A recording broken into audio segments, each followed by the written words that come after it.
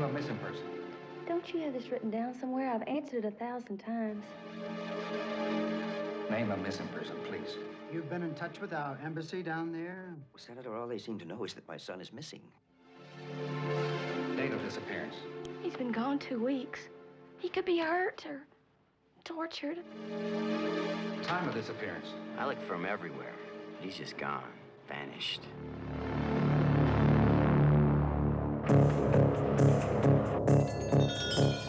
After analyzing all the data, we still come to the conclusion that he must be in hiding. You know damn well he's not in hiding. Our whole neighborhood saw him picked up by a goon squad. I don't want to hear any of your anti-establishment paranoia. Why don't you just go home? I'll find my husband by myself. Where is he? He's in the north. He should be out of the country sometime next week. There's another theory, that your son was picked up by leftists, posing as soldiers. There are even people who think it may have been his idea to make it look like they're arresting Americans. They are arresting Americans.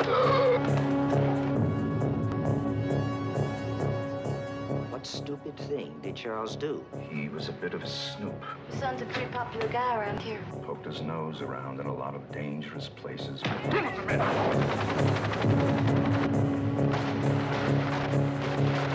All of a sudden, this place is like a free fire zone. They shoot at you just for being left-handed. If you had stayed where you belong and paid a little attention to the basics, this never would have happened. I don't want to fight with you. I just want to get Charlie back.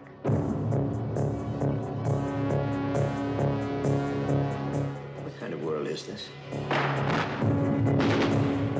He said the man must disappear. He knew too much. Don't you think that's a hell of a statement, especially considering we're here to protect American citizens? How can I verify that? You can't. Do you think he's dead? I'm not going to leave this country till I find my son, alive or dead.